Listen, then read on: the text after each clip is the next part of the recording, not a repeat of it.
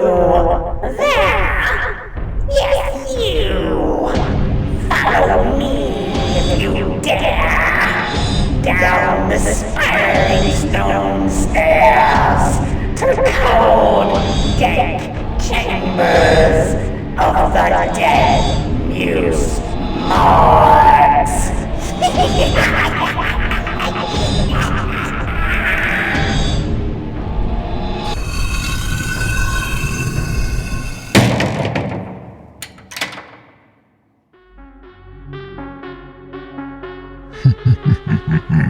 Good evening.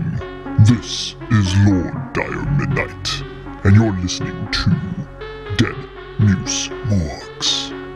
Welcome, my dear feared darlings, to our first episode, where I will be reminiscing about the way things used to be, the darkness, where there was no electricity, and light was only when the sun was above the horizon, or the moon reflected those sun rays in its full capacity.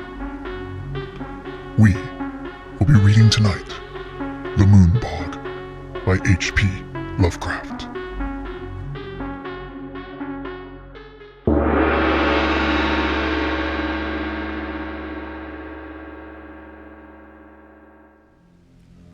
Somewhere, to what remote and fearsome region I know not, Dennis Barry has gone. I was with him the last night he lived among men and heard his screams when the thing came to him, but all the peasants and police in County Meath could never find him or the others, though they searched long and far, and now I shudder when I hear the frogs piping in swamps or see the moon in lonely places.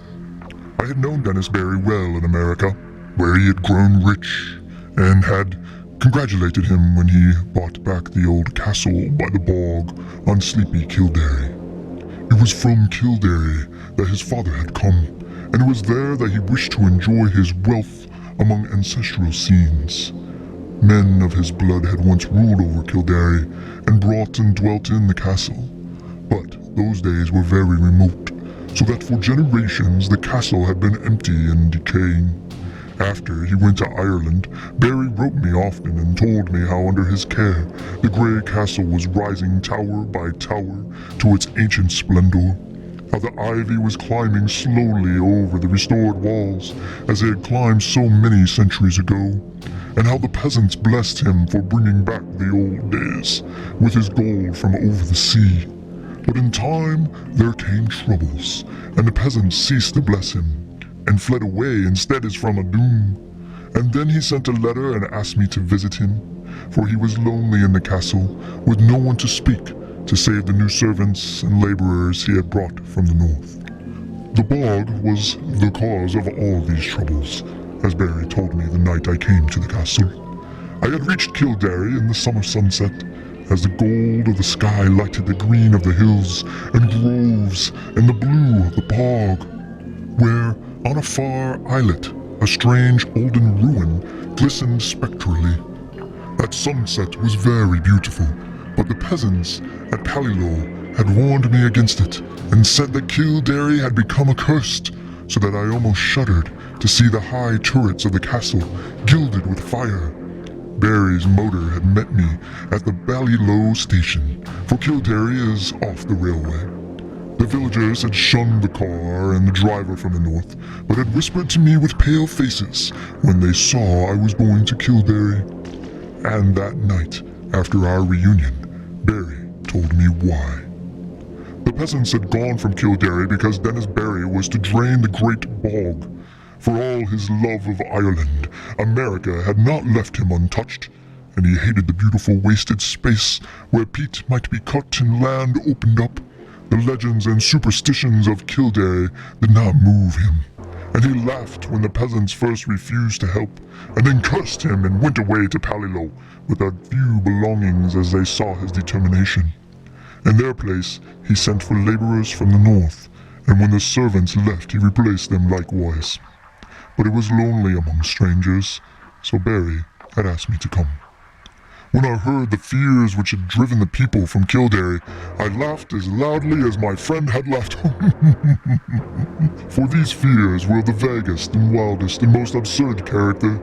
They had to do with some preposterous legend of the bog, and of a grim guardian spirit that dwelt in the strange olden ruin on the far islet I had seen in the sunset. There were tales of dancing lights in the dark of the moon, and of chill winds when the night was warm, of wraiths in white hovering over the waters, and of an imagined city of stone deep down below the swampy surface. But foremost among the weird fancies, and alone in its absolute unanimity, was that of the curse awaiting him who should dare to touch or drain the vast reddish morass. There were secrets, said the peasants, which must not be uncovered, secrets that had lain hidden since the plague came to the children of Partholon in the fabulous years beyond history. In the Book of Invaders, it is told that these sons of the Greeks were all buried at Tulloch. But old men in Kildare said that one city was overlooked, saved by its patron moon goddess, said only the wooded hills buried it when the men of Nimed swept down from Scythia in their 30 ships. Such were the idle tales which had made the villagers leave Kildare, and when I heard them, I did not wonder that Dennis Barry had refused to listen.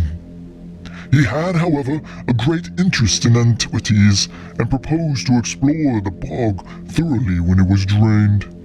The white ruins on the islet he had often visited, but though their age was plainly great, and their contour very little like that of most ruins in Ireland, they were too dilapidated to tell the days of their glory. Now the work of drainage was ready to begin, and the laborers from the north were soon to strip the forbidden bog of its green moss and red heather, and kill the tiny shell-paved streamlets and quiet blue pools fringed with rushes. After Barry had told me these things, I was very drowsy, for the travels of the day had been wearying and my host had talked late into the night. A manservant shooed me to my room, which was in a remote tower overlooking the village, and the plain at the edge of the bog, and the bog itself, so that I could see from my windows in the moonlight the silent roofs from which the peasants had fled, and which now sheltered the laborers from the north, and too, the parish church, with its antique spire, and far out across the brooding bog, the remote olden ruin on the islet gleaming white and spectral. Just as I dropped to sleep, I fancied I heard faint sounds from the distance, sounds that were wild and half musical, and stirred me with a weird excitement which colored my dreams.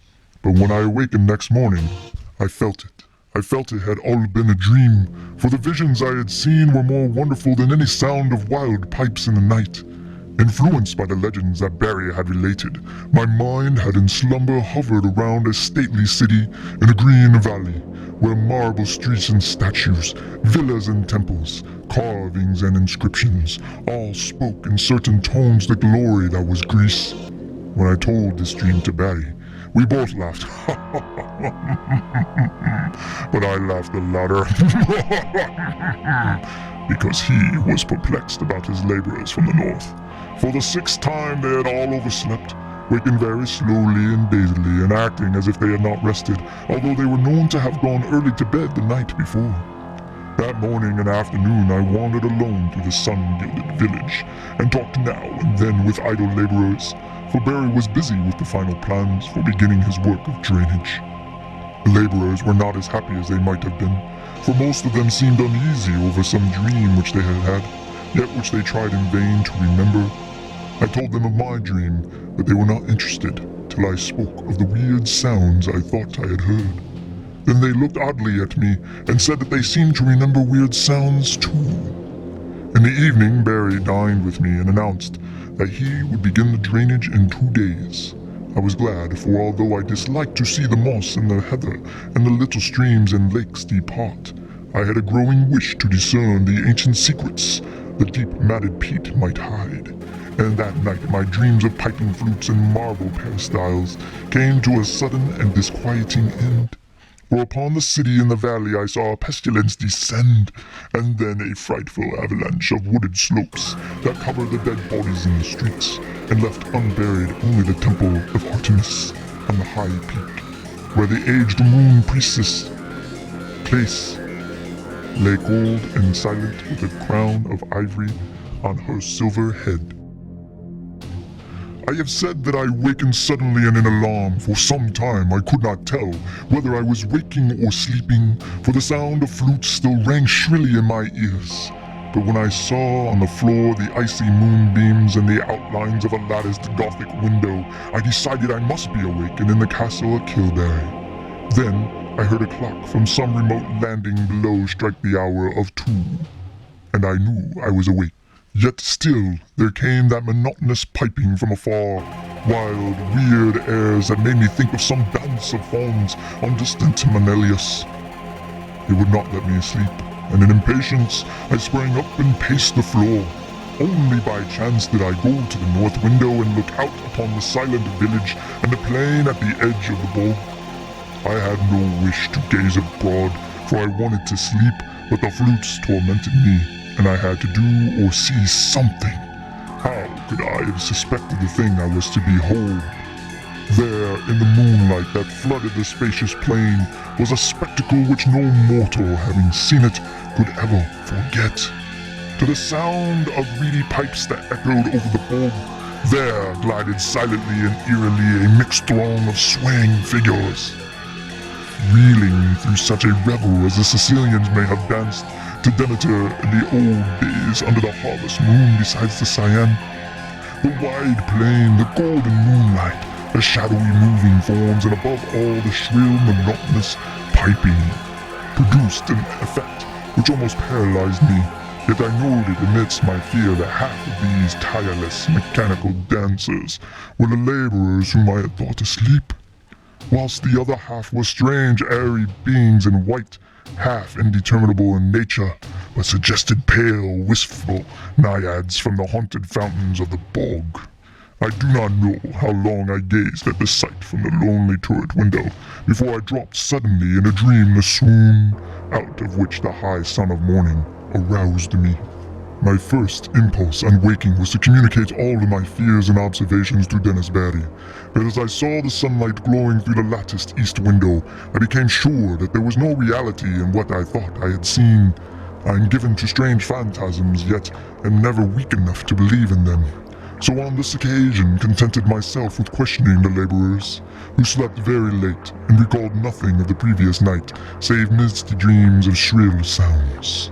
The matter of the spectral piping harassed me greatly, and I wondered if the crickets of autumn had come before their time to vex the night and haunt the visions of men. Later in the day I watched Barry in the library poring over his plans for the great work which was to begin on the morrow, and for the first time felt a touch of the same kind of fear that had driven the peasants away. For some unknown reason I dreaded the thought of disturbing the ancient bog and its sunless secrets, and pictured terrible sights lying black under the unmeasured depth of age-old peat. That these secrets should be brought to light seemed injudicious, and I began to wish for an excuse to leave the castle and the village. I went so far as to talk casually to Barry on the subject, but did not dare continue after he gave his resounding laugh. So I was silent when the sun set fulgently over the far hills, and Kildare blazed all red and gold in a flame that seemed a portent. Whether the events of that night were of reality or illusion I shall never ascertain. Certainly they transcend anything we dream of in nature and the universe, yet in no normal fashion can I explain these disappearances which were known to all men after it was over. I retired early and full of dread, and for a long time could not sleep in the uncanny silence of the tower. It was very dark, for although the sky was clear, the moon was now well in the wane, it would not rise to the small hours. I thought as I lay there of Dennis Barry, of what would befall that bog when the day came, and found myself almost frantic with an impulse to rush out into the night, take Barry's car, and drive madly to Palligo, out of the menaced lands. But before my fears could crystallize into action, I had fallen asleep and gazed in dreams upon the city in the valley, cold and dead under a shroud of hideous shadow. Probably it was the shrill piping that awakened me, yet that piping was not what I noticed first when I opened my eyes. I was lying with my back to the east window, overlooking the bog, where the waning moon would rise, and therefore expected to see light cast on the opposite wall before me. But I had not looked for such a sight as now appeared. Light indeed glowed on the panels ahead, but it was not any light that the moon gives. Terrible and piercing was the shaft of ruddy refulgence that streamed through the Gothic window, and the whole chamber was brilliant with a splendor intense and unearthly. My immediate actions were peculiar for such a situation, but it is only in tales that a man does a dramatic and foreseen thing. Instead of looking out across the bog toward the sources of the new light, I kept my eyes from the window in panic fear, and clumsily drew on my clothing with some dazed idea of escape. I remember seizing my revolver and hat, but before it was over, I had lost them both without firing the one or donning the other. After a time, the fascination of the red radiance overcame my fright, and I crept to the east window and looked out whilst the maddening, incessant piping whined and reverberated through the castle and all of the village. Over the bog was a deluge of flaring light, scarlet and sinister, and pouring from the strange olden ruin on the far islet. The aspect of that ruin I cannot describe. I must have been mad, for it seemed to rise majestic and undecayed, splendid and column-cinctured, the flame-reflecting marble of its entablature piercing the sky like the apex of a temple on a mountain top. Flutes shrieked and drums began to beat, and as I watched in awe and terror, I thought I saw dark, sultant forms silhouetted grotesquely against the vision of marble and effulgence. The effect was titanic, altogether unthinkable, and I might have stared indefinitely had not the sound of the piping seemed to grow stronger at my left. Trembling with a terror oddly mixed with ecstasy, I crossed the circular room to the north window from which I could see the village and the plain at the edge of the bog. There my eyes dilated again with a wild wonder, as great as if it had not just turned from a scene before the pale of nature. For on the ghastly red-litten plain was moving a procession of beings in such a manner as none ever saw before, save in nightmares. Half gliding, half floating in the air, the white-clad bog wraiths were slowly retreating toward the still waters and the island ruin in fantastic formations, suggesting some ancient and solemn ceremonial dance. Their waving translucent arms, guided by the detestable piping of those unseen flutes, beckoned in uncanny rhythm to a throng of lurching laborers who followed dog-like with blind, brainless, floundering steps, as if dragged by a clumsy but restless demon will.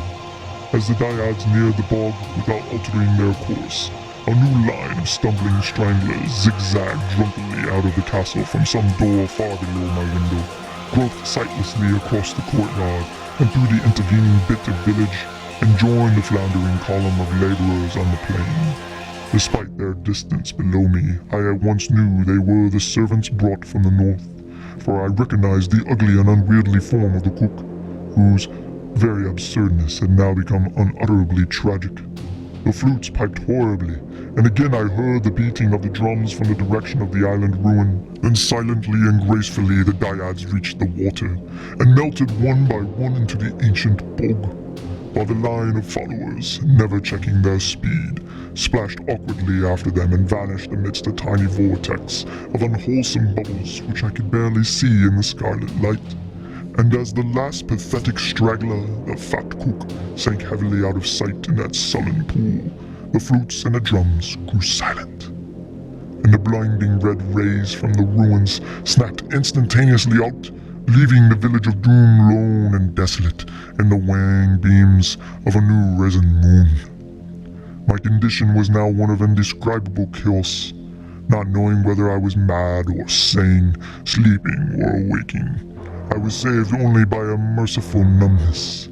I believe I did ridiculous things such as offering prayers to Artemis, Latona, Demetra, Persephone, and Ploton. All that I recalled of a classic youth came to my lips as the horrors of the situation roused my deepest superstitions. I felt that I had witnessed the death of a whole village. I knew I was alone in the castle with Dennis Barry, whose boldness had brought down a doom.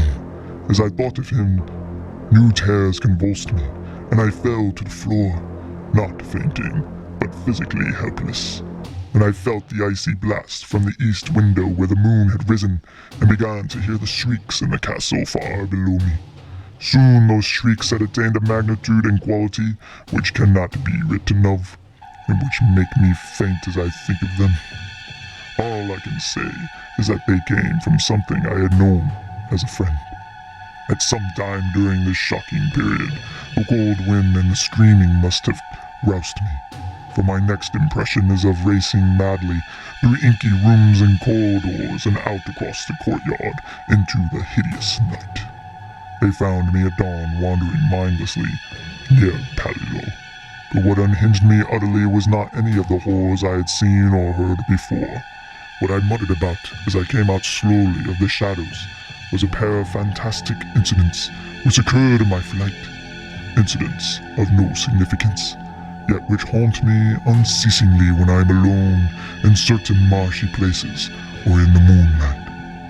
As I fled from that accursed castle along the bog's edge, I heard of a new sound, common, yet unlike any I had heard before at Kildare. The stagnant waters, lately quiet, devoid of any animal life, now teemed with a horde of slimy, enormous frogs, which piped shrilly and incessantly in tones strangely out of keeping with their size. They glistened, bloated and green in the moonbeams, and seemed to gaze up at the fount of light. I followed the gaze of one very fat and ugly frog, and saw the second of the things which drove my senses away. Stretching directly from the strange olden ruin on the far islet to the waning moon, my eyes seemed to trace a beam of faint, quivering radiance, having no reflection in the waters of the bog. And upward, along that pallid path of my fevered fancy, pictured a thin shadow slowly writhing, a vague, contorted shadow, struggling as if drawn by unseen demons. Crazed as I was, I saw in that awful shadow a monstrous resemblance, a nauseous, unbelievable caricature, a blasphemous effigy of him who had been Dennis Barry.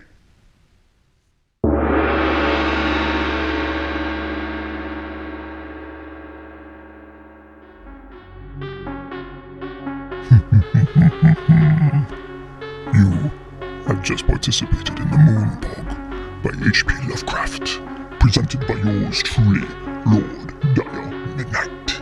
Now we move on to the second part of Dead Muse Morgues, where we have a poem read. This episode's poem is called Carnival of Darkness by Ryan Deckard and Twinkle Varshney.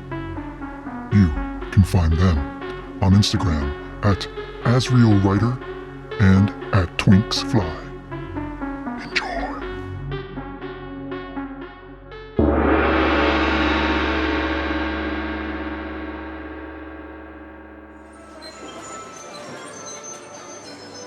Carnival of Darkness by AsrielWriter and Twinksfly.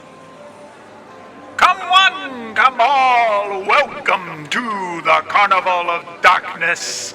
Step right up into tents terrifying and witness contortionists tortured, walk the tightrope of terror, while trapeze artists soar, their souls tattered and torn, imprisoned in jars for amusement and horror. It's a freak show! Flesh feeds and appetites feast. Dark desires dance to delight you. Have a spin and take a ride, but beware! Painted-faced strangers stalk the carnival at night. Parents, take heed! Keep close your children. Inside funhouses of mirrors, phantoms lay waiting and watching to play on your fears. Sinful smiles snarl in great merriment, laughter, deceptive teller of fortunes and poison treats for all the gleeful kids gathered. balloons burst blood upon unsavory crowds splatter. Scarlet speckles spectacular. Step right up, it's twisted fun. Inside the dark carnival, there's nowhere to run. Welcome to the Sumerians' Crimson Carnival, a fun night in shimmering, dark, blazing Cardinal. Moon mysteriously missing as streamers whirl and spin. Flickering flashes of fireworks, the show is set to begin. As the eerie melodies soothe the country's dull air, buy the tickets for an unforgettable nightmare. Cryptic cruising circus, morbid magic shows. Under the sanguine skies, sly stars shine slow. Come inside the house of horror, or enjoy the fathomless slide. Play with the headless horseman, or take the black unicorn ride. The children crave crimson cotton candies and funky funnel cakes. Unaware they feast to swim scarlet languish lakes. Sane, insane, all is same in this insane ghost town. Round and round, up and down, waltzing around down the merry-go-round. Spinning head, spinning thoughts, as you sit spinning on a spinning wheel. Clutched in the clutches of Clutch Clown, take the clutching deal. Wish a wish on the wishing wall, as all wishes will come true. Acquaint with strange strangers, strangely soon, so will be you. This nefarious fun will escalate, with time you will see, as the rides will break down, blood will splatter, and flesh fly free. Broken mirrors, Circassian card tricks, distorted reflections, contortionist grin, seeping breaths, ballooning familiars. Every year brings a wicked wind. In the beautiful dark, as we gather stolen souls, don't fidget, we won't forget. You are on the roll. Come one, come all, you can do what you please. Come one, come all, in agony of trance, evils deceive. Come one, come all, we won't let you leave.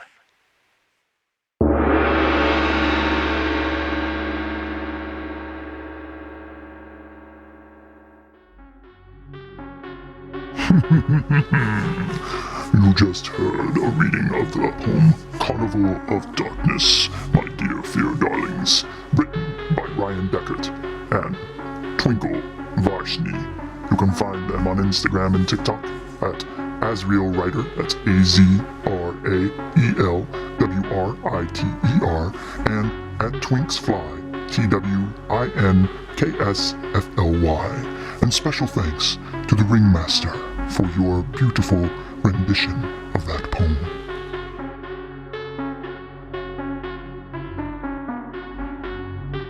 Until next time, my dear feared darlings, this is Lord Dire Midnight, and join us whether you're alive or dead, here at the Dead Muse Morgue, only on 96.6 WOLF. Sweet nightmares, my children. Sweet nightmares.